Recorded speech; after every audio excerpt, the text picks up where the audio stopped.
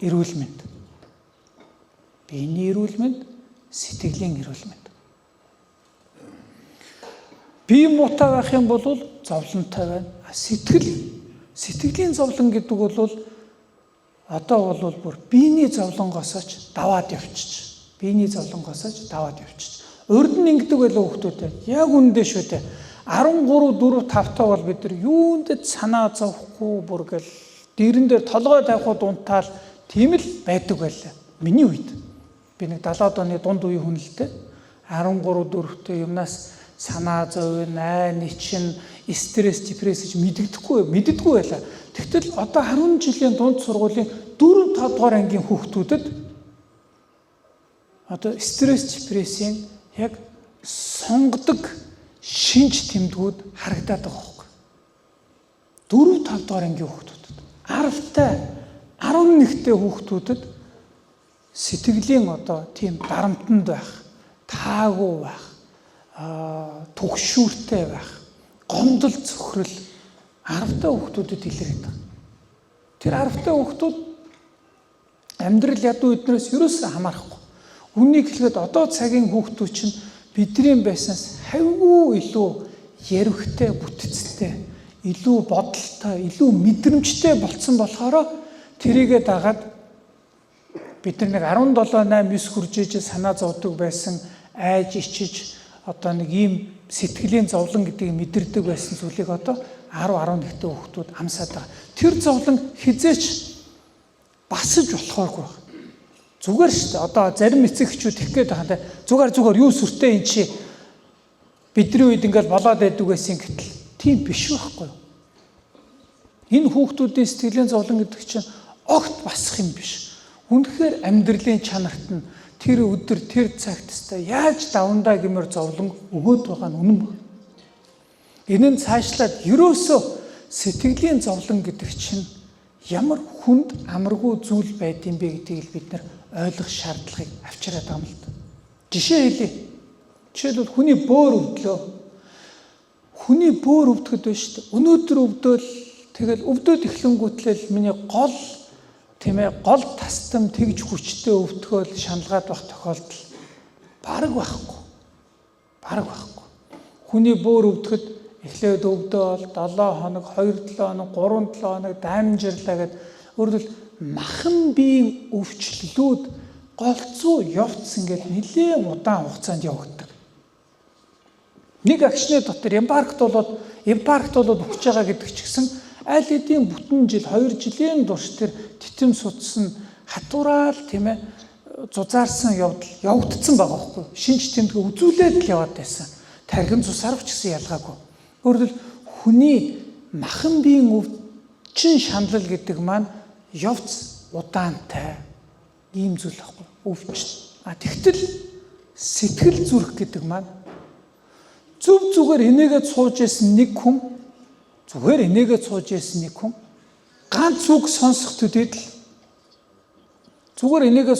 хүн ганц үг сонсох төдийд л газар хорвоо дайвах нь тийм ээ хорвоо ертөнц урууж хүрэх шиг болоод амьсгалж чадмааргүй амьдрч чадмааргүй хэцүү хүнд болгож чаддаг байхгүй. Юу тэр үү? Юу гэнэ? Сэтгэл. Хүний биеийн өвчин хүнийг тэгж өвтгөж чаддгүй. Тийм богино хугацаанд яг хэн нэгэн хүн таны зүрх цээж нь гараа дүрээд л уушиг зүрхийг ингээд атгаж байгаа мэт өвчин, тийм их зовлон биений өвчин хүргэж чаддгүй. Харин сэтгэл болж чаддаг. Тийм тохиол байж болно те. Зүгээр байж байгаа л нэг юм сонсонгууд л тэгэл хөлсөн хасгараал, зүрхэн дэлдээл, амьдрах чутгагүй мэт тийм ээ бүр төвчнгүйх зовх тохиолдол бидний амьдрал тохиолдож болох уу? Амьдрал дээр байж болдог байхгүй. Тэгэхдээ юуны хүч вэ гэх юм бол сэтгэлийн зовлон, сэтгэлийн хүч. Зүгээр энийгээ сууж исэн хүн тэгж инээгээл нэг мэдээ сонсохтойгоо зэрэгэл тэгтлээ гашуудж болно, тэгтлээ гомдож болно, тэгтлээ ичиж болно, тэгтлээ айж болно. Дандаа сэтгэлийн зовлон. Тэгэхээр сэтгэлийн зовлон гэдэг нь маш хүчтэй, маш ноцтой хатлаа. Нөгөө талаас та бүхэн бодоорой. Өнгөрсөн сар өнгөрсөн 2 сар, мад өнгөрсөн 3 сар танд таагүй мөчүүд байсан уу? Байсан. Гэтэ тэр таагүй мөчүүд биш үү? Дийлийнх нь тэр таагүй мөчүүдэд хэн нэгэн таны тархилуу зохиж аваач юм уу? Үгүй бол даарч хөрөөд халууцаад үгүй бол өлсөөд цангаад өөрөөр биений зовлон байсан үгүй л биений зовлон байсан л байх л да. Гэхдээ дийлэнх нь сэтгэл тавгүй байсан. Өнгөрсөн 100 тань таагүй мөчүүд байсан уу? Байсан л гэдэг. Гэтэ сэтгэлд нь их өвдөд байсан уу? Тэр биет нь өвдөд байсан уу? Сэтгэл таагүй байсан юм байна л дийлэх нь. Тэгэхээр биений зовлон, сэтгэлийн зовлон хоёроос сэтгэлийн зовлон нь илүү зөнх, илүү илбэг. Өнөөдөр 21-р зуунд биений зовлон байхгүй гэж хэлэхгүй боловч биений зовлон илүү цөөрцөн дийлэнх нь сэтгэлийн зовлон болж. Сэтгэлийн зовлон. Тэгээд маш хүчтэй. Маш хүчтэй. Тэгэхээр бид нар бүгдээрээ сэтгэлийн нөгөө стресс, депресс, anxiety, depression гэж олон төрлийн сэтгэлийн өвчин шаналлуудын өвчтөн хохирогч бид нар бүгдээр мөн байгаа юм л да. Бид нар бүгдээр мөн. Жишээлбэл танд одоо өнөөдөр ингээд харахад тэр өдөр мөн хэцүү байсан шүү. Гэхдээ тэр хоногуд маш хэцүү байсан шүү.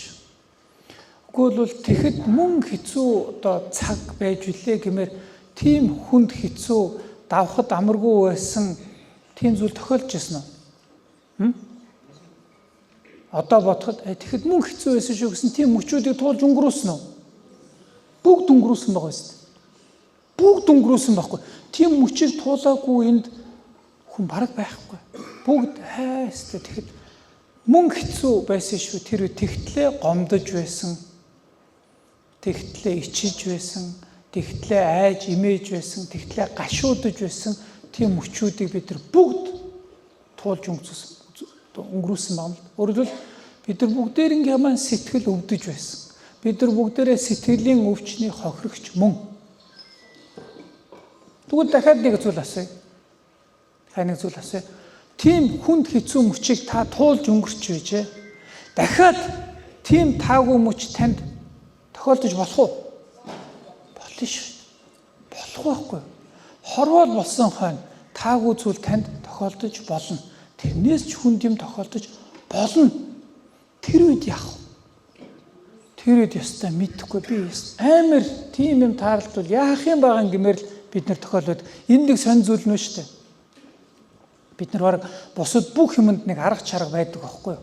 За зөөлийн гэмтлээ гэдэнгүүтэл нь давстай хар цагаар шавшаа. Хоолоо өвдлөө царангаар зайлаа. Бид нар нэг арга чарга байгаа үү? Сэтгэл хүнд үед яад юм бэ гэхэд бидэнд арга байдаг юм шүү дээ, тийм ээ. Сэтгэлээр их унах үед яах вэ гэхэд бид нар нөгөө уулна сэтгэлээр унах үед ганц заврал нь биднэрт юу болох ёстой вэ гэхээр дээд итгэл үнэмшил нөгөө шашин болох хэрэгтэй байхгүй. Шашин. Итгэл үнэмшил. Тэгтэл бид нар шашнаа 70 жил нураагаа тайцсан оронд нь сэтгэл санаа унах үед яах вэ гэхэд юу ч байхгүй. Ямар ч арга чарга үлдээгүй. Шашныхаа оронд нэг арга хийдэг болсон юм аа. Хамаг итгэл үнэмшил шашныхаа оронд одоо сэтгэл санаагаар унлаа гэхээр социализмаас сурсан нэг юм л баг та. Сэтгэл санаа унлаа яа гэв тамина. Яа тийм. Гуниглэгч яг өөрөө тэрний эсрэг авдаг арга хэмжээ энэ бол би гайхаад идэв баг 10 жилийн сурах бичиг дээр л заадгүй байлтай билээ дээ. Эрэгтэй ч вэ, эмэгтэй ч вэ, дарагч вэ, цэрэгч вэ. Монголоор нэг сэтгэл санаагаар унлаа. Арх уудаг шүү дээ. Уудаг шүү дээ. Тэгтэл сэтгэл санаагаар унахад арх уун гэдэг маань ухаанд хүнээс гарч болох бор хамгийн тэнэг арга нь. Яад вэ гэхээр яг уу арх угаад нэг 3-4 цаг бүх юмыг мартна. Маргааш өглөө болоход сэтгэл санааны унах нь өмнөхөөс 5 дахин нэмэгдээс ирдэг. Өмнөх өдөр нь өөрийгөө зүгсэн, өөрийгөө жигсэн, гэстээ амьдрал хэрэггүйгээд л Маргааш өглөө арх уусны дараа шатлалтын зовлон нэмэгдэнэ. Сэтгэл санаа уналт нь хэд дахин нэмсэд эхэлдэг. Тэгэхээр бодоод үзье л та. За битээ яриараа хүүхдүүдээ. За сэтгэл жишээлбэл бөөрн өвдсөн хүнд им асуухад за энэ имийг уучхаа. Энэ им одоо нэг 5 цаг өвчин чинь мэдэгдэхгүй. Гэхдээ 5 цагийн дараа бөөрний чинь өрөвсөл өмнөхөөс 5 дахин нэмэгдэнэ гэсэн им байлаа гэхэд тэр имийг хүн уух уу? Яасан ч уухгүй шүү дээ. Гол шалтгаан болсон өрөвслийн нэмээд байгаа бол ямар хэрэг байх вэ? Тэрнтэй ижилхэн арх хүн гэдэг чинь бидний сэтгэл шаналаад байгаа шалтгааныг 8 цагийн дараа өмнөхөөсөө илүү ихсэгчдэг баг. Тэрнээс өөр Монгол улсад сэтгэл санаа унах готрохуйд ямар ч арга чарга ер нь байдаг. За хард толгоогоор л туулаад өнгөрөндөө сэтгэл санаа унж гин гутарч гин хэцүү байна уу? За өөрөө туулаад өнгөрд юм да. Ягаад гэвэл их хүнд хэцүү олон тохиолдолд хамгийн хайртай дотны хүндээч хэлж чадахгүй олон тохиолдол байдаг хөөе. Ээж нь, аав нь зүгээр үчи гэдэг зүгээр гэсэн хатлаа амьсгалж чадхааргүй тийм шаналлалтай тохиолдол байдаг. Тэр сэтгэлийн хүч, сэтгэлийн зовлон гэдгийг бид нэр огт үл тоомсорч болохгүйгээр үл барам бидний амьдралын чанарт шууд нөлөөлдөг зүйл. Одоо энэ 7 эцэг эхчүүдийн таминаа хүүхдийн сэтгэл зүй гэдэг нь маш чухал зүйл шүү. Маш яригтэй зүйл. Хүнээр хүн гин гэдэг чинь амар ажил биш байхгүй. Одоо над дээр хэд удаа нэг удаа уулзаад нэг настай хүн ирээл та тантай уулзах гэсэн юм аа. Яасан бэ гэсэн чи одоо манай хүү архинд ороод байна, арх угаад байна. Одоо 27-8-тай хүн арх их угаад байна. Их удаг. Өдөр шөнөгүй 7 хоногийн хэдэн өдөр арх угаад харах зүс царай оюун ухаан ямар ч одоо хэцүү болсон. Тэ түрүү би асуу хэлмээр санагд. Та архинд оруулахгүй байхгүй яасан. Архинд оруулахгүй байхгүй яасан. Хэний ч хүүхэд архинд орох боломж байгаа биз дээ. Арх гэдэг маань ямар хүнийг хордуулж арчаагүй өрөвдмөр болгодгийг та мэднэ биз дээ. Бүтэд багаасаа хүүхэдтэй арх гэдэг маань ийм хөнөөлтөй зүйл шүү. Ийм аюултай зүйл шүү. Инээс болгоомжлоор гээд яагаад сургаагүй юм? Багаас нь хүүхдээ яагаад хүмүүжүүлээгүй юм? Яагаад хүмүүжлийг нь бодож би энийг хүнээр хүн шиг хүн хийх юмсан. Хүмүүжлтэй хүн хийх юмсан. Арх таминд автахгүй хүн хийхээсэн гэж бодож, ярьж, хэлж сургаагүй юм.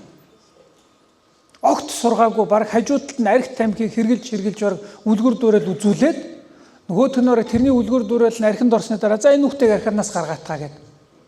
Би тэг ээжидээ фүк гэж архинаас гаргахгүй юм байхгүй шүү. Байхгүй шүү.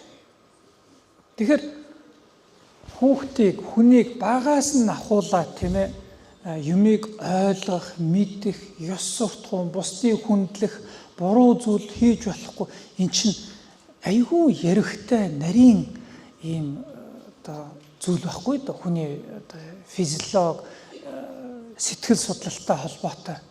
За юунтэй хамаатай нэг зүйл нь жишээлбэл бид нар за би үр хүүхдийнхээ төлөө явж байна л гэж хэлдэг. Үр хүүхдийнхээ төлөө. Тэгдэг те. За юун төлөө амьдарч. За би нэг энэ хүүхдийн төлөө, ач зээгийн төлөө л миний амьдралын утга учир байна. Тэгтэл үнэн дээ. Та хичнээн хичээлээ гэсэн таны тэр хүүхдийг ингээд үлдсэн амьдралын зам харгуудаар гараал ирэнгүүт ингээд дандаа харгууд ардан зам ухтаал. Ийшээ харангуут л интэтлийн хүмүүс нь бүгдээрээ магтад цаашаагаал. Ийшээ харангуут л интэтлийн хүмүүс нь налж унаал ийм амьдрал ухтах уу? Үгүй шүү дээ. Хэнийг ч тийм амьдрал ухтахгүй. Хэнийг ч ухтахгүй байхгүй юу? Та хичнээн мөнгө үлдээгээд хичнээн боловсрал олгоод амьдрал бол амаргүй хатуу шүү дээ. Хэний ч хүүхэд амьдрал дээр гарч ирэхэд таны л тулсантай ижилхэн хатуу хөдөө бүх юмыг л туул. Тэгэхээр хинч үр хүүхдэд зовлон тохиолдохгүй гэдгийг амлаж чадахгүй, тийм юмыг бүтээж чадахгүй. Өөрөөр хэлбэл яа гэсэн үг? Таны хүүхдэд зовлон яг тохиолдох болно. Үнэн биз дээ. Таны хүүхдэд ирээдүйд зовлон тохиолдох бол энэ үнэн байхгүй юу та? Таны хүүхдэд ирээдүйд зовлон тохиолдох болно. Таны хүүхд гомдох болно. Таны хүүхдийг хурам мэхлэх болно. Таны хүүхд уйлах болно. Тэгэхээр бид нар юу ч муу юм тохиолддоггүй хорвоог үлдээнэхээс илүүтэйгээр бид нар үнэхээр бодит хорвоо зовлон байдаг нь үний юм чинь үр хүүхдээ үлдээж чадах нэг зүйл бол хамгийн гол зүйл бол зовлонг давах чадвартай л болох. Зовлон тохиолдгоороо тохиолдно. Гомдмоор зүйл тохиолдно. Тэгэхэд түүнийг давдаг байх хэрэгтэй. Бид нар амьдралдаа өчнөө харсан шүү дээ. Амьдралыг давж чадахгүй бүдрээл тэрнээс болоод амьдралаа алдсан хүмүүс олон байдаг үстэй. Миний авиасыг ингээд ус үнэлээгүй маа тэгээ би архинд орсон юм а гэл тэ. Тийм хүмүүс байдаг үстэй. Манай гэр бүлд нэг юм асуудал үүсээ тэгээ яшиг би зүгээр ингээд архинд орсон юм а. Бид нар үр хүүхдээ юу үлдээх гээд байгаа юм бэ? Тэр хүүхдийн авиасыг хорвоо дүгнэн үү, дүгнэхгүй байх уу хамаа байхгүй. Тэр хүүхэд хүмүүс юу гэж хамаагүй л тэр болгоныг давж чадах сэтгэлийн тэнхээ хэрэгтэй байна. Тэр хүүхдийн гэр бүлд том болоод гэр бүл уулзлаа юу ч тохиолдлоо гэсэн. Ингэсэн бол одоо би гэл бие зөндөн тавих ш.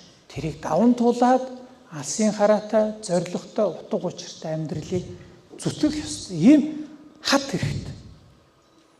Товчоор хэлэх юм бол энэ mindfulness гэдэг баруунд Оксфордын их сургууль дээр хийгээд байгаа хөтөлбөр шүү дээ. Оксфордын их сургууль гэдэг маань дэлхийн их сургуулиудын ноён оргил нөхгүй Оксфордын их сургууль.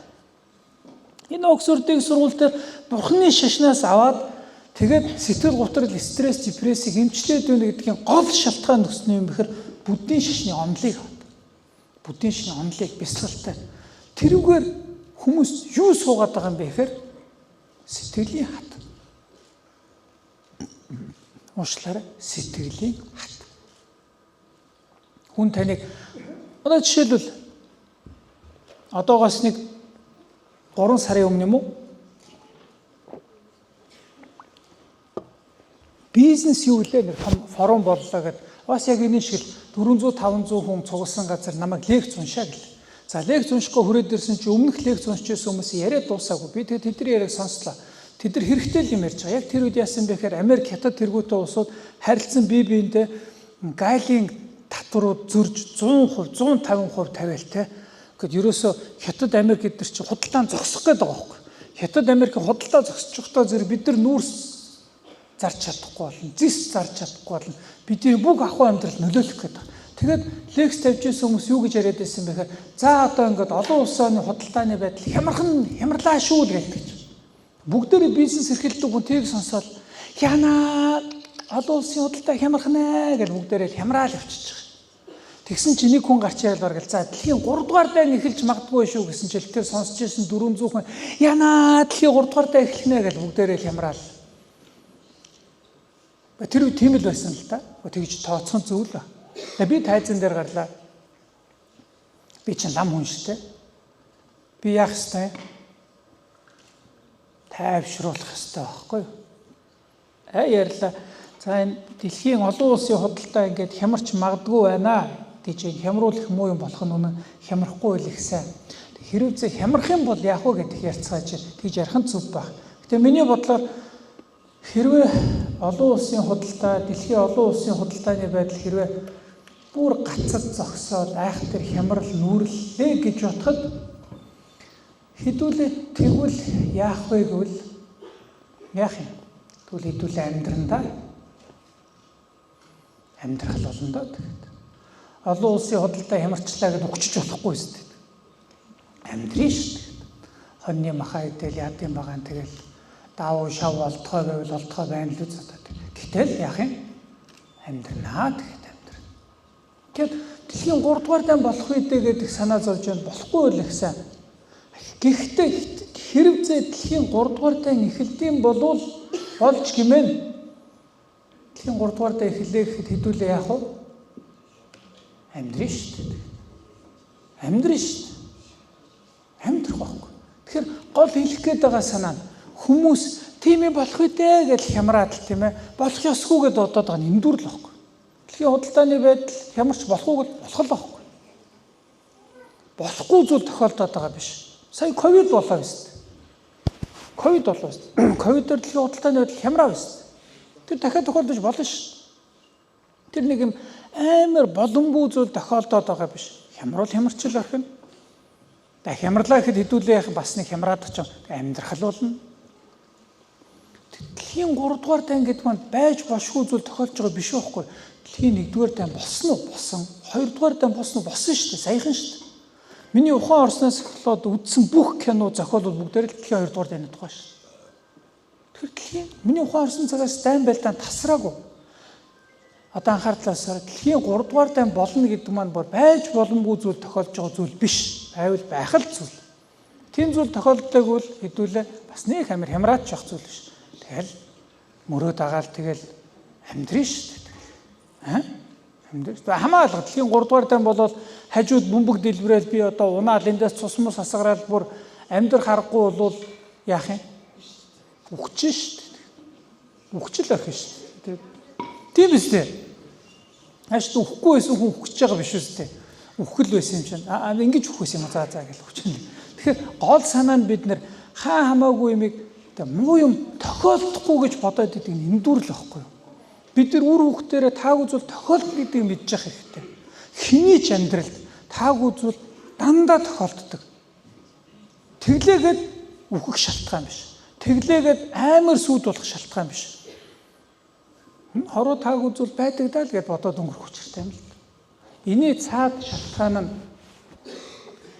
нөгөө 70 жилийн турш Бурхны шашныг чинь энэ хаана уцлуураад байна? За 70 жилийн турш та нар тунгалаг тамир эднэр уншаарай. Лам нарыг шашныг муулж байгаа. Энэ лам нар чинь шашин чинь Бурхны шинчээстэй энэ гоё сайхан амьдралыг зовлонтой гэж хэлээд байна шүү дээ. Ямар муухай юм бэ? Ямар готрон гүцэлтэй юм бэ гэж загнаад байгаа шашныг. Тэгтэл 2020 онд нөгөө Бурхны шашны 4 үнийн сургаалд байгаа зовлон үнэн гэдэг сургаалыг, зовлон үнэн гэдэг философиг орчин үеийн сэтгэл гутралын эсрэг ашиглаж байгаа. Сэтгэл гутрал буурч байна гэдэг. Зовлон байдгаа гэдгийг ойлгох. Бүрэн хүний амьдралд зовлон байдгаа. Байдаг үстэй. Одоо би та бүхнээс та бүхэн муу хилүүлэх болно. Энэ үнэн үү? Муу хилүүлнэ штэ тань. Юу та биднийг битэл бурхан багш шиг муу хэлээд байгаа юм чинь. Бурхан багш шиг муу хэлж байхад одоо биднийг бол муу хэлгэл хэлэхтэй те. За та бүхэн өвдөх болно. Энэ үнэн үү? Үнэн шүү. Өвдөх байтугай яах юм? Үхэн шүү. Тэгэхээр Бурхны шашны тэр зовлон үнэн гэдэг сургаал бол амьдралд зовлон байдаг. Хинтж тохиол. Хүмүүс их гомдлоод байдаг тэр байхгүй. Яагаад би ингэж байгаа юм? Яагаад очиж энэ муу намайг ингэж байгаа? Үгүй бол яагаад надад ийм зүйл тохиолдож байгаа юм? Тэгэхээр тэрний өмнө надад ийм зүйл тохиолдохгүй гэж гордоод байсан байгаа шүү дээ. Бодоод тэр нь эндүрлэх. Таагүй зүйл тохиолдож болно шүү дээ. Одоо жишээлбэл Улаанбаатар хотод гинтлийн эмнэлэгт үүрээ хүндүүлсэн хорхоо одоо шоргоолж мэтэл бужигнаал асар их авсал аваар орцсон хүмүүс байгаа юу? Байгаа. Тэрийг та мэдж байгаа, зөвшөөрч байгаа. Тэр хүмүүс тохиолдож болно. 3 сая хүн байгаа юм ч гэсэн атла өөр тохиолдонгууд нь яагаад надад ийм тохиолдож байгаа юм бэ хямраад яваад байх хэрэггүй л гэж хэлж байгаа. Энэ маань танд муу юм заавал тохиолдно гэсэн үг ерөөсөө биш шүү дээ. Тэгээ тохиолдож болно. Болно. Хамгийн итгэдэг хүн маань намайг гомдоолоо штэ гэж гомдох гээд байдаг. Хамгийн итгэдэг хүн гомдоо штэ. Гомдоо штэ. Таныг төрөхөд ингээд за энэ таны гомдоохгүй хүмүүсийн нэрсийн чагсаалт шүү. За гаранти утас нь энэ байна гэж хинч хүн юм өгөөгүй шүү. Тийм тохиолж болох байхгүй. Тэгээ бид нар хороог ингээд хэд гойчилж бодоод надад амьдрал дандаа гоё их юм. Таагүй зүйл байдаг, ирээн бараан байдаг гэдгийг зөвшөөрчдөгөө зэрэг хүн таныг муу хэлээ ийм байж болно. Уулаасаа бид нар сая юу гэж хэллээ? таныг хүн ирээдүйд муу хэлэх болно гэдгийг зөвшөөрсөн юм. Энэ бол үнэн. Яг ус руугаа урсна гэдэг шиг. Тэгэхээр хожим хэн нэгэнд хизээ нэгэн цаг таныг мууллаа гэж бодоод хямрах зүйлгүй байна шүү дээ. Удаас муулна гэсэн үг шүү дээ. Ус уруугаа урсахад ус руугаа урсаад байна гэж уурлаад байж болохгүй шүү дээ. Жам ёсны зүйл.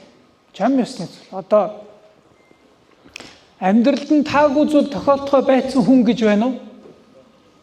Байдгүй байхгүй. Түүхэндээ байхгүй. Хороо төрцөн байх юм бол энэ махан бодийг авцсан байх юм бол энэ хөтлөнөө. Таагүй зүйл тохиолдно. Тохиолдох. Тэгээ таагүй зүйл тохиолдох нь гарцаагүй байх. Гарцаагүй байх. Таагүй зүйл тохиолдохоо болсон нэг ч хүн байхгүй байх. Тэгэхээр намайг муу хэллээ гэж хямраад байх зүйл байхгүй. Надад таагүй зүйл тохиолдлоо гэж хямраад байх утгагүй. Ажил бүтэхгүй байна гэд хямраад байх зүйл байхгүй. Ажил бүтэхгүй шүү дээ. Бүтэхгүй ч болно үстэй. Болно. Тэгэхээр бид нар одоо санамсрын бясалгал гэдэг тэр нь баруун дуугаа сэтгэл готрлын эсрэг маш хөндөр үр дүнтэй ажиллаад байгаа хамгийн суур санаа нь бол Бурхны шинд байдаг зовлон таагүй байдал гээч маань амьдрал ерөн байдгаа гэдгийг хүлээн зөвшөөрөх буюу өөр таагүй зүйл тохиолдоход за юм байж болно гэж зөвшөөрөх гэдэг маань маш олон хүнд тэг чадхаа байцантай холбоотой. Яагаад ингээд гэл тэрнтэй тэнцэл уурдаг юм байна шүү дээ. Байж болно шүү дээ. Жишээлбэл яа гэм байгаа. Хүүхдээ 3 давхраас буугаад ирэхдээ тэрийг аваад ирээ гэж тэр хүн мартаад буугаад ирлээ л дээ хүүхэд нь. Хүүхэд мартаж болно шүү дээ. За миний хүн мартсан. За дахиад яваад ирээ. Тэгтэл мартах ёсгүй юм шиг те. Хэлээ авъя чамд гээд байгаа нь хямраагаад байна шүү дээ. Таагүй зүйл тохиолдож бол өнөөдөр монголчууд бидний сэтгэл зүй гэдэг маань нөгөө уламжлалт шашнаасаа холдсных ямар стресс, депресстэй, ууртай бухимдалтай байна гэж бодож байна да. Намайг баг байх чинь монгол хүний уужуу 50 зан төлөв гэж ярьдаг байлаа шүү. Улаанбаатар хотод бол тийм байхгүй шүү. Улаанбаатар хотод монгол хүний уужуу 50 зан гэж бүр хитээсээ байхгүй. Энэ дэлхийн олон хотуудаас хамгийн их адгуун, хамгийн ууртай, хамгийн догшин хүмүүстэй хот хаана вэ би Улаанбаатарыг л гэж. Тэр хэрээрээ жаргалгүй. Цааглаач. Энийг асаачаар яа гэм бол нэг. Яаж вэ? Их бүдэг байна уу? Энэ бүдэг байгаад байна. Энэ асаж унтраад байна. За суулж болт юм болов уу? Энэ хоёрыг нэг хооронд суулжлаа.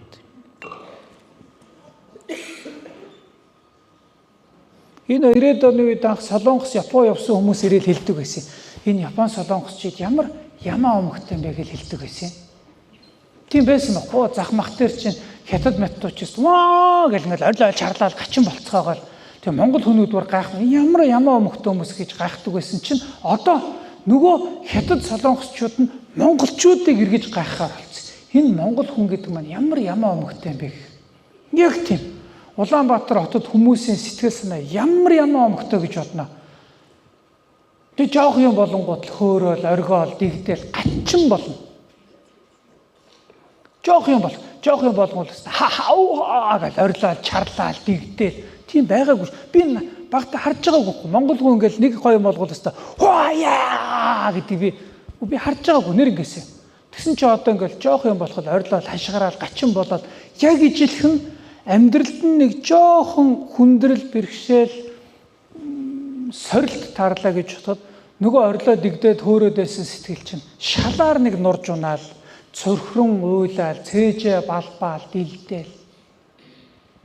Дахиад нөгөө талд. Тэгэхээр монгол хүн юм байгаагүй, тогтвортой байсан. Монгол хүн баярлддаггүй, гомдддаггүй байсан гэсэн үг биш л дээ. Гэхдээ харьцангуй тогтвортой байхын хэрээр өөрт амар амгалантай гэдэг. Гэтэл эсрэгээр тэгж хөөрөөл, дэгдээл, орилол, чарлал ингээд идэг юм савцсан сэтгэл зүй чинь өөрт жаргалгүй гэдэг. Эргэн тойрны хүмүүс дараатай. Одоо тэгтэл нийтээрээ л орилж, хашгирч, уйлж яахыг л нэг их сайн юм гэж боддог болоод байна шүү дээ. Энийг батрыг солих гэсэн. Тэгээ нэрг орно. Ангиж эргүүлэх юм уу? За. Замын хөдөлгөөнд орж явахдаа тийм тохиолдол байдгүй. Замын хөдөлгөөнд орж явахад л ингээл Улаанбаатар хот чинь шууд цонхоо онгоолгоод алын шүү, хэдийн шүү, чадах уу, барах уу гэл тийм юм амьдрал байна уу? Энэ чи өвчин байхгүй. Эрүүл сэтгэл зүйтэй хүн ингэх ёсгүй байхгүй. Тэгтэл бол монголчуудын дийлэх нь ингэхэд бэлэн болчиход байна шүү. Орилол хашгирал одоо огт танихгүй хүнтэй гудман таарад зодтолдох, зоригтойгоо гайхуулах мундаг хүн чи утгагүй зүйл байхгүй. Тийм ухар мөчөд болцсон. Тийм ухар мөчөд болцсон. Би одоо огт гудам танихгүй хүндээ цонхоо ягаал тэрэнд зоригтой гэж хараад өгөөд тэнэг юм уу гэх тэнгуэл нь за тийм ээ би тэнэгэ. Тэгэл болоо байхгүй юу? Би тэнэгэ гэдэгтээ зэрэг би тэнэг болчих жалбартай биш. Маргаашээ сон дээр ням самбуулам тэнэгэ зөвшөөрүүгээд гарахгүй. Гэртээ харангуут манай ээж тэрмүү золийг нудраад ирэхгүй яасан гэж хэлэхгүй. Би тэрийг аварч байгаа, өөрийгөө аварч байгаа. Тэр үзүүрийн тэр шалихгүй уур, тэр шалихгүй ата юу гэдэг шар гоцооход би хөдлөгдөхгүйгээр за тийм ээ. Нэг минутын цаатгыг харах ухаан бидэрт байх хэрэгтэй байтал 1 минутын цаатгыг харж чадахгүй сэтгэл хөдлөлтөд хөтлөгдөд байна гэдэг нь бид нар сэтгэл зүйд ямар тогтворгүй ямар эмзэг, ямар зовлонтой болсныг харуулдаг юм л. Эцэг эхийн хурал цуулаа би нэг. Эцэг эхийн хурал цуусан чинь эцэг эхийн хурал дээр эцэг эхүүд хоорондоо хэрэлдээд явчихдаг. Би гайхаад юу яагаад те зүгээр айгүй энгийн зүйл дээр багшид нэг тийм үг өгөхгүй гэл тэрийг ихс юу яриад байгаа юм бэ гэсэн чинь юу ярьсан чи яад ингэ тэгэл өсцөөгүй юм бол би тэгээ голдно ороод хөөе зүгээр ярьж болдгоо юм уу? Заавал хэрэгдэх ёстой юм уу? Зүгээр л ярьчихэл та хэдүүл. Тэгэхээр тэрний цаана дандаа ужгэрсэн, бухимдсан, дарагдсан нэг тийм сэтгэл санаа унах, гутрах, зовлон зүдүүд бидэрт байгаад байна шүү дээ. Стресс, депресс, anxiety. Тэр нэг жоох юмар хөндөгдөхөдөл за би дүрсэн хон гээл те. Би яасан чадин гэсэн толгой дараалан юм олон хүмүүс байна шүү дээ. Намайг баг байхад ааштай хүн огт байгаагүй гэсэн үг биш л дээ. Байсан. Гэтэ цөөхөн байсан байхгүй. Бараг 21 юм уу 31 ч юм уу манай эмэм за хингу жанлуугаач жоохон ааштай хүндээ гэл жанлуугаа нөр 101 байхгүй юу. Тэгсэн чи одоо тийм ааштай хүн гэж байхаа болцсон шүү дээ. Яагаад тэр бүгд ааштай болсон юм чинь. Бүгд яаж ч аашлахад бэлэн болсон дээ. Тэр хэрээрээ бид нар жаргалгүй. Ийм их ууртаа уцаартай орилоо чарлаа байхын хэрээрээ жаргалгүй. Одоо бид нар зүгээр 50 амгалан байна гэдгийг баг мэдхээ байтлаа ийм тогтворгүй болчиход байна. Зүгээр тогтун 50 тэр хэрээрээ амгалан. Үр хүүхдтэй харилцааг бол энэ дурдах хэрэг баг. Хүүхдүүдийг нэг бол үнсэж алчих гээл, нэг бол замдарч алчих гээл. Зүгээр ярьж болдгоо мó. Тэ? Энийг хөө за наатаа угаачгаа гэхээр угаачаа чи наатаа яасан мөх вэ? Зүгээр ярьж чадах. Зүгээр байж чадах. Тэгэхээр энэ миний яриад байгаа зүгээр байхыг сэтгэл доктортой байх гэдгийг чинь барууны эрдэмтэд Бурхны шний бясалгал гэдэг энэ сэтгэлийг доктортой байх гэдэг бүтээгээд байна. Хит олон бодолтой ингээл урсаад яваад байх ш. Оюунаа төвлөрүүлэх гэдэг чинь их аз жаргалтай болгоод. За бүр энд одоо бүгдээр ингээд нэг удахгүй бясалгалаа хийгээд цаг нэлээ явцсан байх та. Би Буддийн шашны бясалгал шинжлэх ухааны нотолж буугаар бидэнд бидний биед бидний сэтгэлд ямар үр дүн гаргаад байгаа вэ гэдэг судалгаа бол тоймгүй хийж байна. Тоймгүй. Зөвхөн одоо яг академик түвшний судалгаа гэхэд энэ жил бясалгал гэдэг үг орсон 7000 гаруй судалгаа хийгдсэн байна. Дөнгөж сая яригд 7000 гаруй судалгаа. Зөвхөн бясалгал гэдэг үг орсон. Бясалгал гэдэг үг ороогүй батлаа өөр нэрээр нэрлэлсэн өчнөө олон шинжлэх ухааны судалгаанууд явж байгаа шүү дээ. За эндээс би ганцхан ширхгийг л сугалж аваад та нарт хэлье. Бурхны ишний бясалгал хүмүүсийн сэтгэл санааг тайвшруулж байна. Сэтгэлийн зовлон бууруулж байна. Гомдол, цөхрөл, дарамт, түгшүүрийг багасгаж байна. Энэ бол баг бүр гарцаагүй гэж. Тэгтэл энэ сэтгэл санаанд гарах өөрчлөлтийг хүлээгээд байсан тийм юм гарах ёстой гэж бодоод итэл тэр гарахаар үл барна. Эрдэмтийн хүлээгээгүй илүү өндөр үр дүнгууд гараад эхэлж байна. Тэр нь хаа юм бэ гэхээр бидний биеийн дээр, бидний махан биений эрүүл мэнд дээр. Ангаахын дээд сургуулийн шин захирал Дамданд орж гээд залуу Японд доктор хамгаалсан. Тэрний хэлж байгаа даралт докторж байна. Зүрхний хэм алдалтад нөлөөлж байна. Сахарыг бууруулж байна. Бүх юмд нөлөөлж байна. Гэхдээ тэр аргагүй юм байна. Яагаад вэ гэхээр бидний сэтгэл санаа өөрөө бидний бие зохицод маш их нөлөөлт юм байна л. Жишээлбэл бид нэг жоохон онцгүй юм сонсоход пал хийгээл явчих шиг болдог шүү дээ.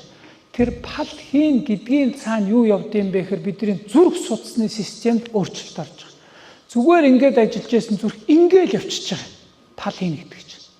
Зүрхнээс цаашаа ингээд бүх хэд дисийг дамжсан тэр артер вены судлууч нь сэтгэл санаа онцгойлгонгод чангараал явчихж байгаа. Хатуураад явчихж байгаа. Даралт нэмэгдээд явчихж байгаа. Пал хийн гэдэг маань ходоод сонирн боллоо гэж ярьдгүй. Сэтгэл санаа онцгой болоход тэрний цаана ходоод цочирч байгаа. Нойр болчирхай цочирч байгаа. Илэг цус цочирч байгаа. Тэгэхээр бидний сэтгэл санаа гэдэг маань бидний сэтгэлийн эрүүл мэнд бүү хэл биений эрүүл мэндэд энэ физиологи биений эрүүл мэндэд хүртэл нөлөөлөд байдаг нь гарцаагүй юм байна. Ярьдаг байсан. Би нэг 6 сар тэрний төлөө санаа зовсноос хойш нойр улчраа өрсөлтэй болцсон юм яриа байдаг. Уушигны цогт гэдэг юм хэлж ирсэн надад. За, өөрөө сүрээгийн алдартай юм чинь. Сүрээг үүсгэгч нь бол сүрээгээ савханцар мөө. Гэхдээ сүрээгээ савханцар дангаараа сүрээгийг үүсгэхэд хэцүү гэж.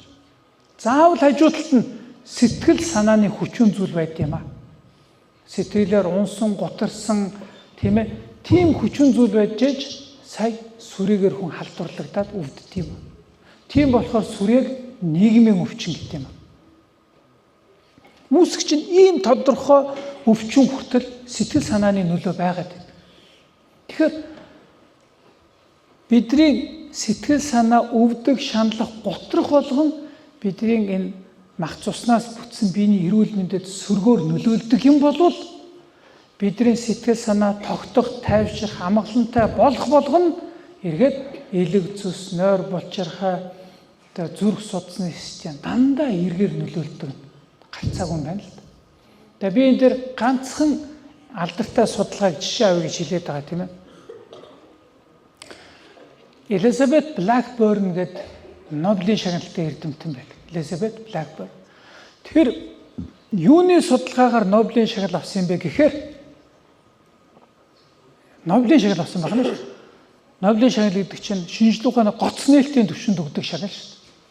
Elizabeth Blackburn биднийг биеийг бүрдүүлж байгаа нүдэнд харагдвал эсүүд байна шүү дээ тийм ээ. Явсараа 9 тулнаас эсүүдийн дотор ДНК гэж юм байдаг. ДНК-гийн юм оромог гэдэг. Тэр оромгийн эхлэл төгсгөлд нэг юм таглаа маягтай теломер гэдэг нэг юм байдгийг нээж илрүүлсэн баг. Тэрний үүрэг ролыг тодорхой болгосон баг. Тийм жижиг эсийн дотор байгаа молекулын түвшинд уургийн нэгдэл байна. Тэрний эхцс төгсгөл дээр нэг юм теломер гэдэг нэг юм хамгаалтын таглаа гэдэг юм байна. Тэгээд энэ хамгаалтын таглаа гэдэг маань анх шин эс байхад урт байдаг. Тэгээд эс хөгшрөх цаг хугацаа өнгөрхийн хэрээр тэр хамгаалт нь гээд нэмгрээд тэгээд эс нь устдаад байна.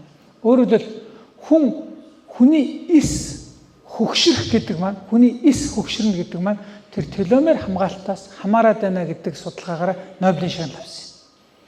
теломер гэдэг зүйлээс хамаарат хүний хөгшрөлт явагдаад байна. Тэгтэл сүүлийн үед 2020 он Элизабет Блэкберний эрдэмтнээс нээлтний үгтэй ердөөсөө 3 сарын турш mindfulness бясалгал хийхэд тэр теломер гэдэг хамгаалалт уртсаж байгааг бид нэр нотлолоо, батлалаа гэдэг. Энэ нь юу гэсэн санаа вэ гэхээр 3 сар бясалгал хийгээд хүний эсийн хөгшрөлтөөс хамгаалах тэр хамгаалалт нь нэмэгдэж байгааг батлалаа. Тэгээ дахиад томдод хэлэх юм бол хүний хөгшрөлтөд стресс, депресс шууд нөлөөлж байна л гэсэн санаа. Стресс, депресс буурахад хүний хөвшрөлт удааширч байна. Стресс, депресс иход хүн хөвширч байна.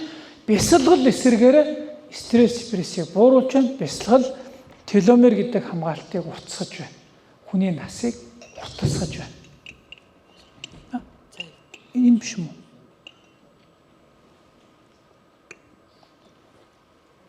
Гурван сар бясалгал хийснээрээ хүний нас уртсаж байгааг бид нэр шинжлэх ухааны үднээс батлаа. Тэгэд өөр бусад ямар сайн эерэг нөлөөг дурдах хэрэггүй болж байгаа юм. Хамгийн дээд юм хүний нас уртсах үстэй. Бясалгал хийснээрээ нас уртсаж байгааг шинжлэх ухаан батлаа. Бодоод үзэлтэй. Яаж нас уртсаж байгаа нь хүн 3 сар бясалгал хийгээд бидний энэ эд эсгэд маань нүдэнд харагдахгүй тэр жижигхэн юм дотор байгаа бүр нүдэнд харагдахгүй ДНК гэдээ байгаа тэрэнд байгаа теломер гэдэг тийм жоох юмыг нь уртсгаад байна шүү. Одоо бид нар нэг зарим эмэн дээр эсийн төвшөнд үйлчлэнэ гэж ярьдаг шүү дээ, тийм ээ. Жинхэнэ эсийн төвшөнд үйлчилсэн байгаа байхгүй юу? Бясалгал хийснээр эсийн дотор байгаа ДНК-д байгаа түүнийг хамгаалдаг теломер гэдэг юм уртсаж байгааг нотлоо. Тэгэхээр бидний эмээ өвөөгийн өвөө ээжийн ээж хийжсэн бүдний шний бясалгал гэдэг чинь амрын биш байсан байгаа юм. Эсийн төвшөндөө бидний биеийг өөрчилж чаддаг, эргээр нөлөөлж чаддаг юм байсныг одоо 2025 онд эрдэмтэд нотлоод батлаад хийцгээгээд Оксфордын сэтгэл судлалын тэнхимийн эрдэмтэд яг mindfulness-ийг бурхны шний энэ бясалгалыг ачлаад 3-4 хөтөлбөр боловсруулж байгаа. Тэрэнд нь хэдэн мянган хүмүүс хамрагдаж байна. За. Тэгэхээр mindfulness-ийн тухай тойроод яриад бүгдээр хийх үү? Хийх нь чухал.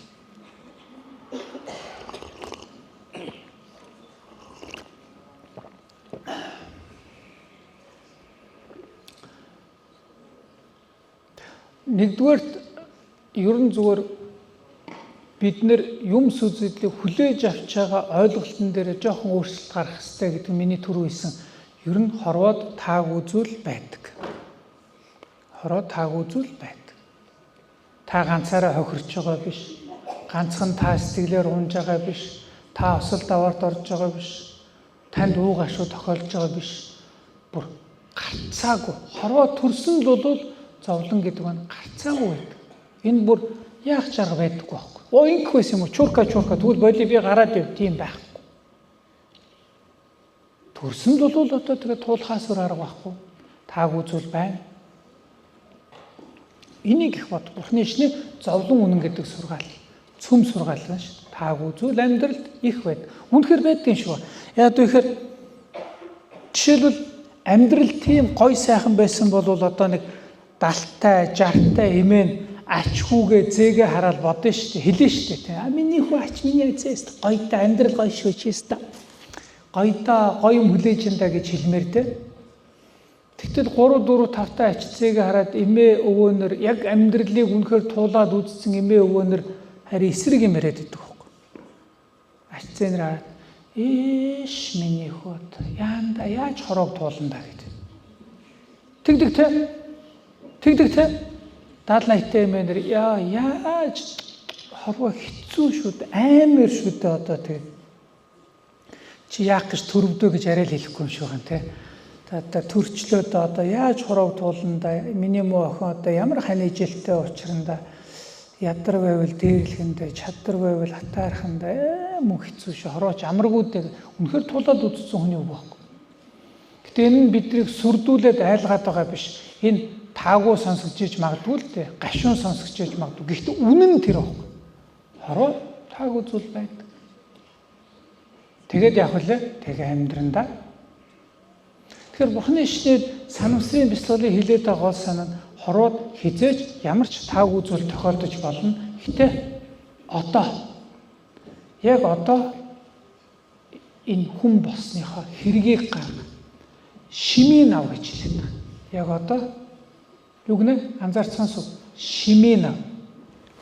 Маргааш юу ч тохиолдож болно. Нөгөөдөр ямар зовлонгуй гашуу тохиолдож болно. Гэтэ яг одоо энэ зүгээр байж чадж байгаа. Яг одоо энэ дэр ингээд зогсож байгаа гэдэг чинь маш сайн байна л гэж. Энэ бол их зол завшаа. Их зол завшаа. Тэгэхээр яг одоо энэ эрдэнэт хүмүүний биетэй байхаа шимийг ав гэж хэлдэг. Шимийг ав гэдэг нь хэргийг гарах гэсэн. Маргааш нөгөөдөр юу ч тохиолдож болно. Одоо л ингээд үнэхээр одоо нэг өмсөх хувцастай байгаа. Завшаа. Яг одоо хоол ундтай байгаа. Завшаа байгаа. Завшаа байхгүй. Тэр үсгэлэнгийн тухайн номнууд уншихад үсгэлэн гэж ямар амар юм байсан юм бэ? Тэгтэл одоо үсэхгүй хоолтой байна гэдэг завшаан шүү.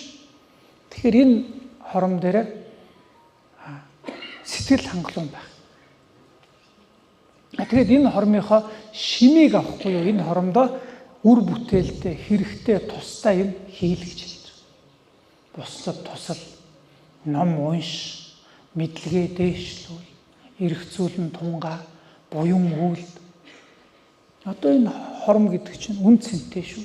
Тэгтэл бид нар яа гэм бэ гэхээр одоо зөв зүгээр байтал боломжийн байж байтал тэрийг юусоо тоохгүйгээр иймтэй болох гэсэн, тэрнтэй болох гэсэн. Яана одоо би эх жил яана нодон жил тэгсэн ш тэгэл өөрийгөө зовоогоод байгаа юм. Яг одоо боломжийн байж байгаа. Яг одоо зүгээр л байж байгаа. Одоо яг ингэ сууж яхад надад одоо болохгүй малга байна шүү дээ. Сууж л байна. Тэгтэл бид нар бодлын уртаа тэмтрүүл гаргаж ирээл за 11 сарын 23-нд одоо нөгөө имийг яана гэлтэй. Энд чи ирээдүйн байгаа шүү дээ. Наадмаар тэр намайг тэгж хэлсэн штэ гэл. Өдөр чи өнгөрсөн байгаа шүү дээ. Яг одоо зүг зүгээр байгаа байхгүй. Яг одоо яаж болохгүй юм болоогүй байж тал бид нар өөрийнхөө бодлоор авчиж өөрийгөө тамлаад тэр ирээдүйд шаналал өнгөрснийг зовоогоол тарчлаад. Яг одоо энэ зүгээр энд сууж байгаа гэдэг чинь завшаа юм аа. Бүтэхгүй байх боломж байгаа шүү. Тэгэхээр одоо энэ үр шимээ нам хэргийг гарга. Одоо байгаадаа сэтгэл хангалуун бай. Нэг юмрхүү санаа. За энэ бол эхний тэр санаа. Хоёр дахь нь бол Харвардын эрдэмтдийн 2010 онд хийсэн судалгаагаар за энэ их алдартай судалгаа юм шиг. Бид нар хит их олон бодолтой байхын хэрээр зовлонтой байдаг. Бид нар хийж байгаа зүйлдээ анхаарал төвлөрхийн хэрээр бид нар тайван амгалан болдог. Энийг absent mind, wandering mind гэдэг олон янзаар нэрлэдэг л дээ. Оюун ухаан маань тэнээд явчих. Оюун ухаан маань бодолтой хулгайлагдаад алга болчих. Тэгхийн хэрээр л жаргалгүй байгаад байдаг. Тэгэхээр Бурхны шүүнхээр тэгж хэлдэг. Бид нар ерөөсөө оюун бодлоо ерөөсөө хянж захирч жолооддгүй юм байна. Гэтэл 2500 жилийн Бурхан мөшөлөд. Жишээлбэл бид нар орой за одоо унтъя. Өглөөрт ажилтаа штэ. За өглөөрт ажилтаа гэл эрт орондоо ороод за унт юу гэдэгт яах вэ? Цайгаал элдв бодол бодогдоол тий. Өнгийн юм бодогдоо. Үгүй унтъя л та гэдэг ахтал өнгийн юм бодогдоо. Битинийг бодооч яг өнгийн юм бодогдоол тий. Үгүй хэн бодоод байгаа юм? Үгүй би бодмооргүй авах юм дээ. Би бол унтмаар байгаа байхгүй. Тэгэхээр юу гэсэн санаа вэ гэхээр бидний хит олон бодол гэдэг маань бидэнд хянагдлаггүйгээр өөрөө бие дааж ажиллаад байдаг болцсон компьютерийн вирус програм шиг болцсон гэдэг байхгүй. Бид тэр оюун санаа жолоод тэр оюун санаа өөрөө ажиллаад өөрөө яагаад би тэрийг захирч чадхаа байсан. Энийг л одоо Бурхны шин энэний эсрэг хүн өөрийн оюун бодлоо эрхшээх, хянах чадварыг хөгжүүлэх дасгалыг Бурхны шинд төвлөрлийн бяцлал гэдэг. Төвлөрлийн бяцлал. Өөрөө оюун санаагаа удирдах чадрыг хөгжүүлэх гэдэг шүү дээ. Ингэж удирдах чадах юм бол хүний оюун ухаан асар их нөөцтэй гэдэг л. За энийг яаж хийх вэ гэхээр жишээлбэл олон янзын техник, маш олон янзын техник гэдэг. Хамгийн энгийн техник клеша бяцлах гэдэг. Клеша бяцлах. Тэрэн дээр ингээд нэг тэрийг бяцлах лам хүн нэг юм ханын цаг хэлбэртэй, диск хэлбэртэй 40 см орчим шавраар юм хийгээд тэргээ дөрвөн мах бод шар улаан цэнхрэнгөөр бодчихдог. Тэгээ Шри-Ланк эднэрт хийд. Тэгээд ингээ сайхан завид цуугаад голцоо ууланд бяцлах нь Шри-Ланк Бирмэл оноош. Тэгээд модны мөчөр эднээс тэр клеша гэдэг ма зүүчтэй. Тэр нь юу гэнэ? Цэнхэр шар өнгөтэй нэг юм диск юм байдаг байна. Тэгээд завид цуугаад тэр клешагаа харлаа нэлээд удаан тогтоод хараад хоногшоод ирэхтэйгээ зэрэг алгуур нүдэ анаад тэгээд өөрийнхөө юунд юг төсөөлөх вэ? Хэрэг төсөөлөх үү? Клешагаа төсөөлдөг. Цэнхэр шар улаан өөрийнхөө юунд яг цэнхэр диск байна л гэж төсөөл. Цэнхэр яг урдаа харж байсан тэргээ төсөөл. Тэрийг хараад өөр ямар ч бодол төрүүлэхгүй зөвхөн тэрийгэ төсөөлөхийг л гिचээж ятал 4 секунд болоогүй бол өөнд яриад ахын да хүмүүс хоорондоо гэл бодол төрөх байхгүй юу? Тэ? Яг цэнхэр дискийг л төсөөлнө гэж ятлаа хөлдөөгч нас мах гарах байсан байж тэгэл. Нөгөө тусаар тогтнолын баяраар чинь ямар бүх болох вэ гэл.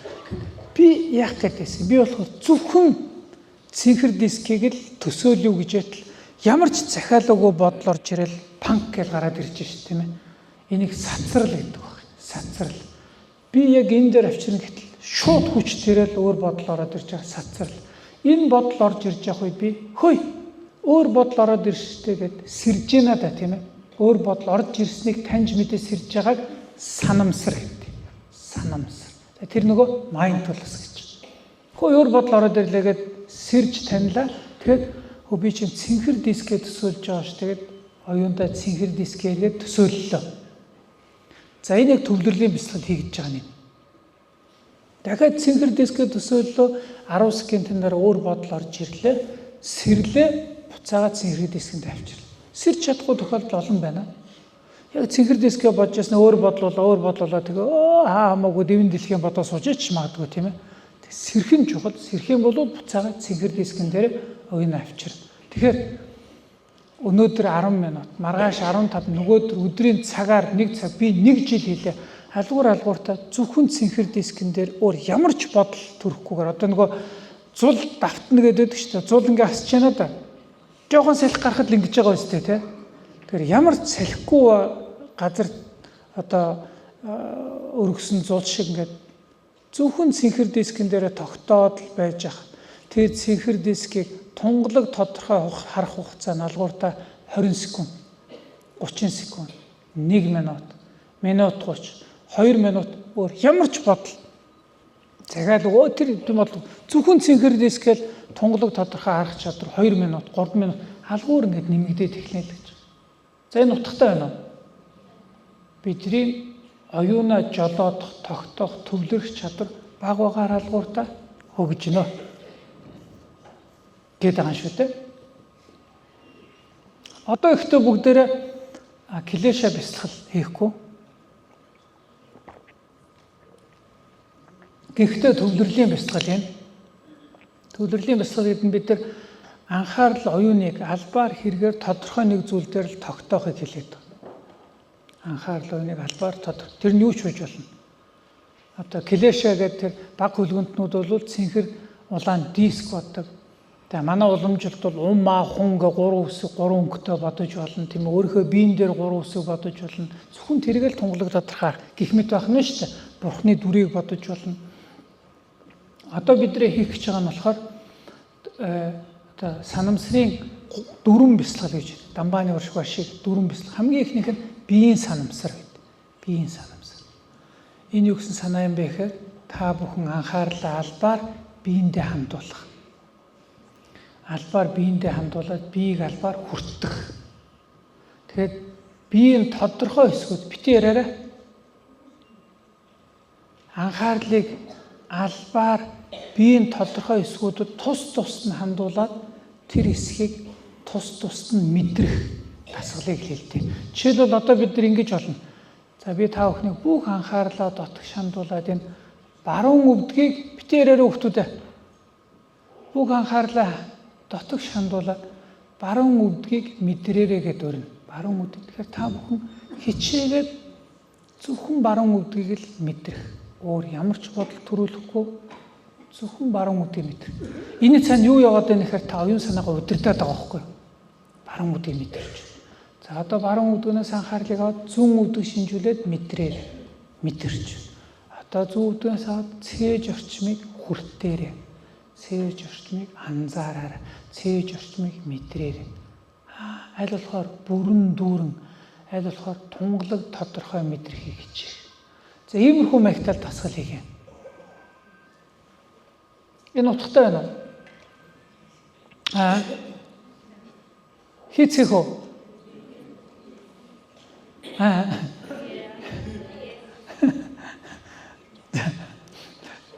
Жоохон эргэлзэнгүй байх юм. Харин яах вэ? Хийхгүй тарчих уу гэх.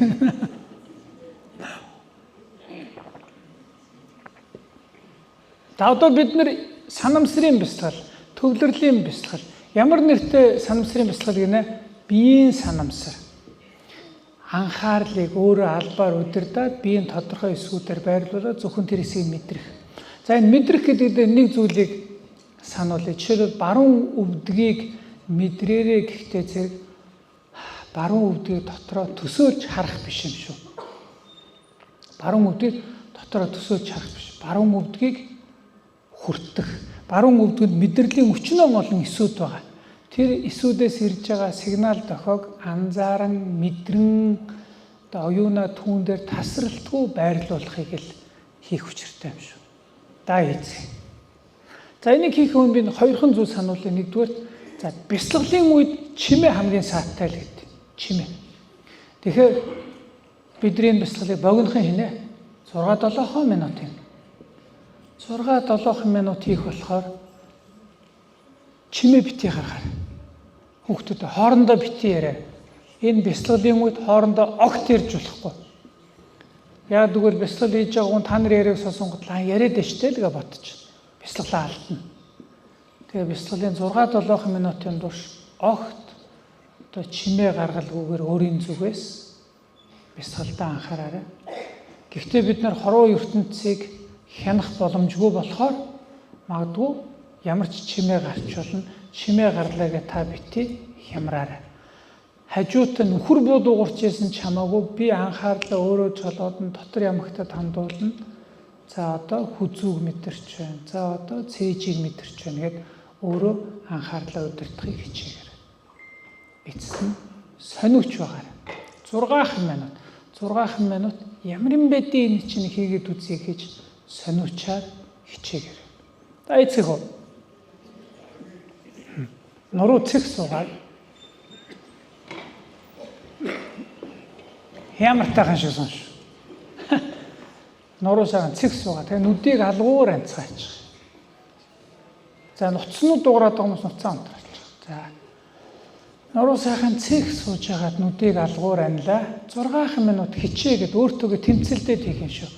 Нүдийг алгуур анаад тэгээ бүгдээрээ өөрийн оюун санааг 6 минутын турш түүнд эзэн байх, түүнийг жолоодох, хэрэгээр тодорхой зүгт хандуулах, тогтоох дасгалыг хийх гэж байна.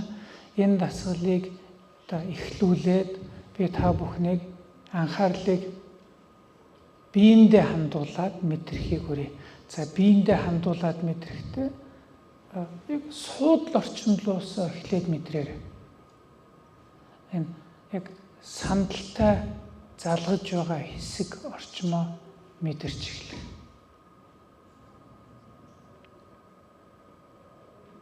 Таны биеийн жин дарагдаж байгаа. Таны биеийн жин дарагдаж байгаа. Яг гоё үзэг орчим даралт үүсэж байгаа. Тэр даралтыг сониучрхан мэдэрч эхэлцгээгээрэй. Хүртэж эхэлцгээгээрэй. Анхаарлаа түүн дээр тогтоогоорой.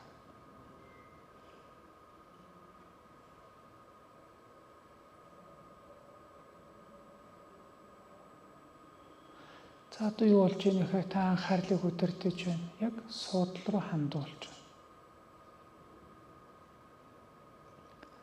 Суудлыг аль болохоор тунгалаг тодорхой мэдэрч.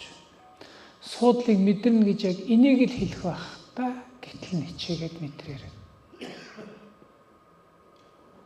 Өөр ямар ч бодол төрүүлэхгүй зөвхөн суудлыг хүртэж.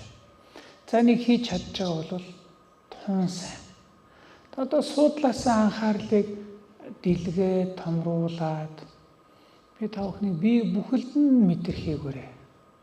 Бие бүхэлд нь бид нар уулзалтад бие биенээсээ асуудаг шүү дээ. Би ямар байна вэ гэж асуудаг. Нэг тэр асуултыг өөрөөсөө асууж байгаа юм байна. Нэрээ би ямар байгаа юм? Чухал асуулт шүү дээ. Битийн үдэнэгээр тэсвэрлээ 5-6 минутыг итгэлтэй.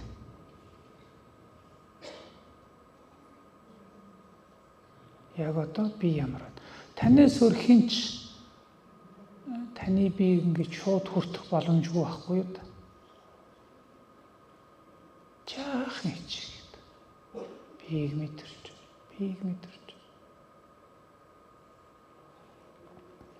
Оюуныг жолоодож. Энэ гоёыг мэдрэх гээд байгаа дасгал биш. Байгаагаар нь мэдрэх. Гол нь оюун санаагаа удирдах дасгал. Анхаарлыг удирдах. Яг одоо би ямар байна вэ?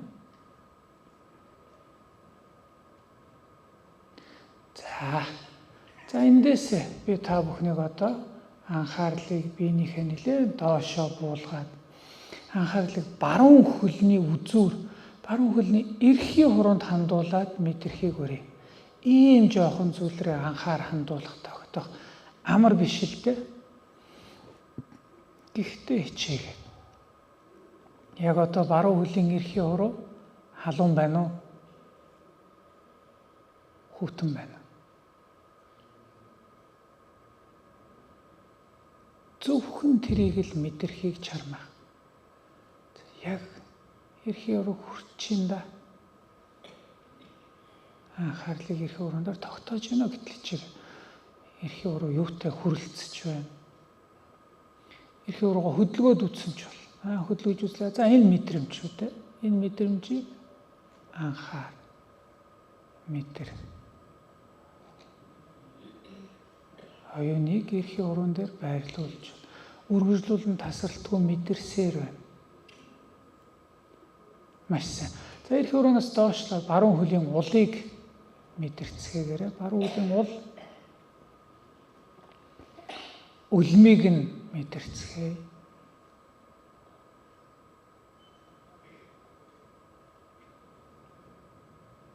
Хаашлаад өсхийг мэдэрцгээе.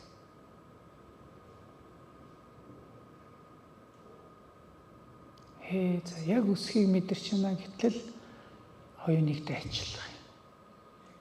Өсгийнөөс дээшлээд баруун шагаа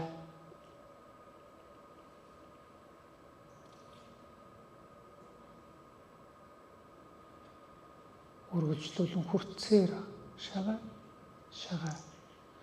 Шагаанаас дээшлээд баруун өвдөг орчим анхаарлыг албаар хэрэгээр хандуулан аль болохоор тодорхой тунгалаг мэдрэх хүртэх.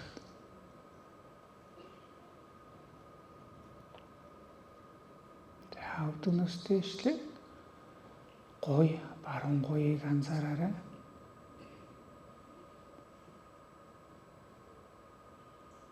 Жаахан хич. Өөр бодлууд орж ирнэ. Бодол тэнэл өвчш юм зур. Буцаагаад баруун гуйыг хүртэж байна. Баруун гуйыг мэдэрч. За баруун гуйнаас дээшлээ дасгал анх ихэлсэн суудлал дээр эргэж ирээд нэг мэдэрцгээе. Суудлыг мэдрэ гэж яг инкийг л хэлээд байсан байж тээ гэх үгээр. Одоо яг суудлал орчим, үзэг орчмыг мэдэрч байна. Гол нь анхаарлыг удирдах байна. Оюуныг жолоодож. жоох хичээгээр 6 минутууд. Тэгээ судлаасаа дээшлээд одоо 2 бүрийг мэдрэхийг гэж. 2 бүрийг за мэдэрч. Сайн байна уу 2 бүрөө?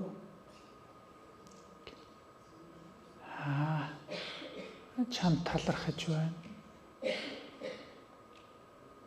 Чамайг жоохон мэдрэгдэх. Аль болохоор тунгалаг тодорхой мэдрэгдэх. Бити ярээр хүүхдүүд ээ.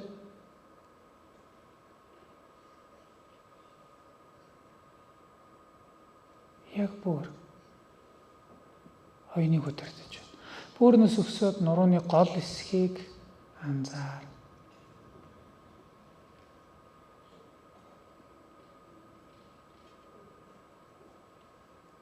Метр.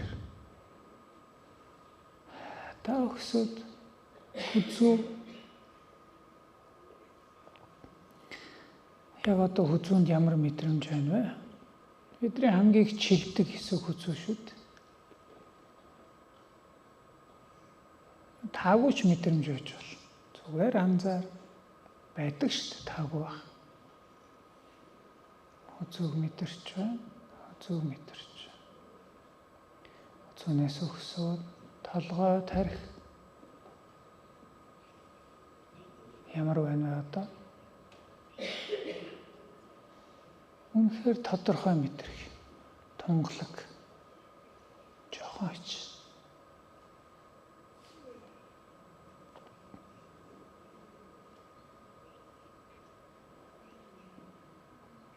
Толгой тархин дээр хэсэгчлээд мэдрээд үзье. Тархины өмнөд хэсэг буюу духны дотор орчинд анхаарлыг хандуулаарай.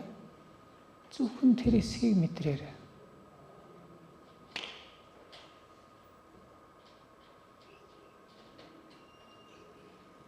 Тархины хойд хэсэг буюу дагдсны дотор орчмыг мэдрээ.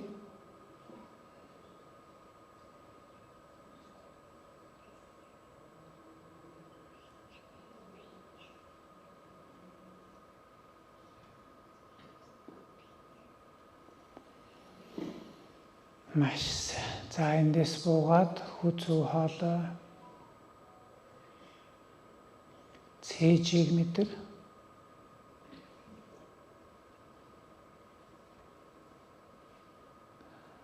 Цээжин дээр би та бүхэнд амьсгал авахад цээж тэлж байгааг мэдрээрэй. Амьсгал гарахад цээж агшиж байгааг анзаараарай гэж үсэе.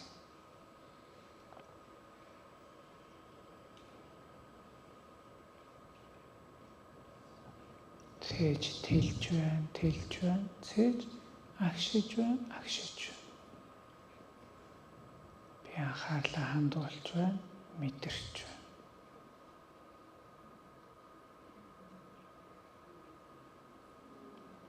Энэ зөвхөн цээжний тэлж байгаа, агшиж байгаа мэдэрсээр бүтэн цаг чамаагүй сууж чадхаар байл их сайн гэдэг. Зүгээр л энийг мэдрээл байж чадчих байл их сайн гэдэг.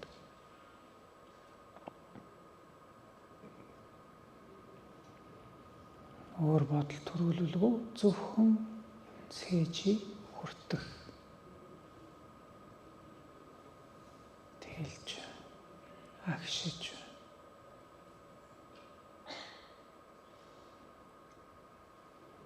Цээжний хөдөлгөөний миллиметр болгоныг анзаарах.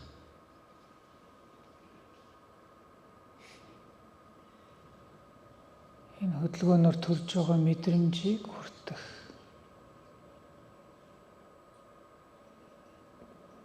Маш сайн. Та цээжин дээр мөн би та бүхнийг анхаарлаа зүрхэнд хандуулахыг хүрээ. Сайн байна уу зүрхээ гэд мэдрээрээ зүрхийг. Яг одоо зүрх ямар байна вэ? Өөр хинч зүрхийг мэдрэх боломжгүй. Энэ зүрхийг.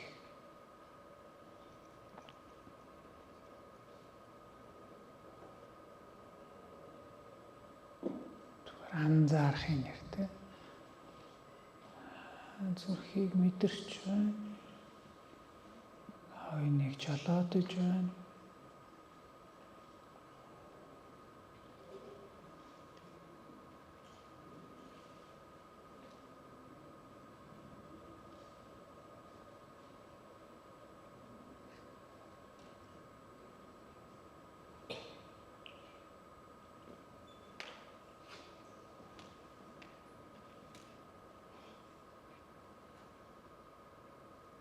Аль болохоор тодорхой тунгалаг мэдрэх юм шүү. Зүрхийг тунгалаг мэдэр. Тодорхой мэдэр. За, маш сайн. Тэгээ одоо зүрхнээс анхаарлыг дэлгэж томруулаад биеийг эргээд бүхэлд нь анзаарцгаая. Би бүхэлд нь анзаар. Яг одоо би ямар байна вэ? Яг одоо таны биеийн цаг агаар ямар байна вэ?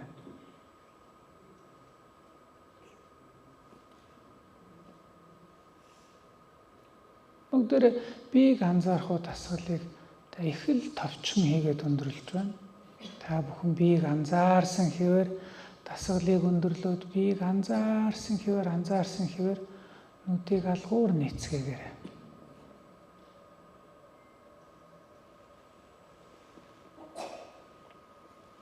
За.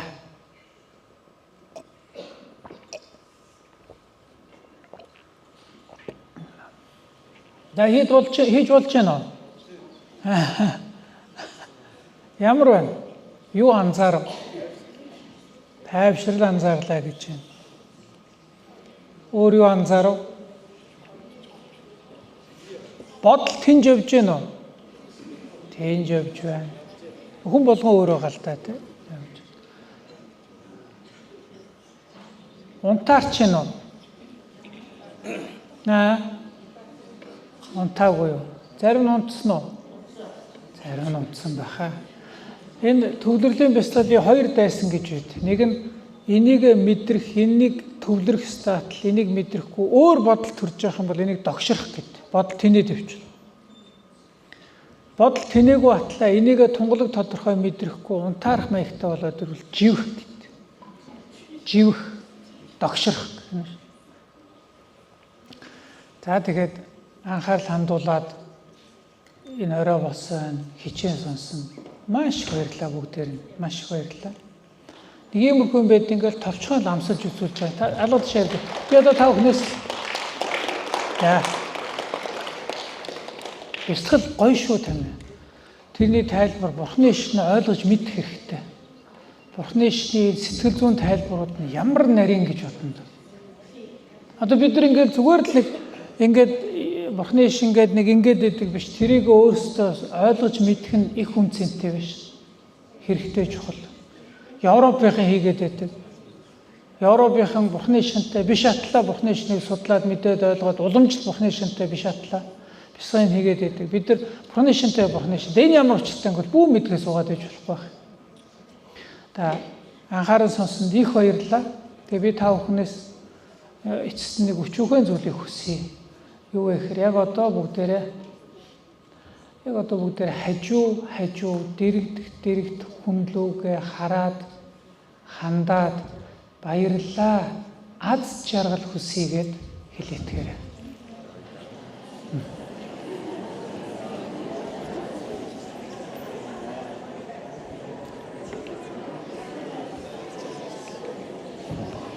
Яа.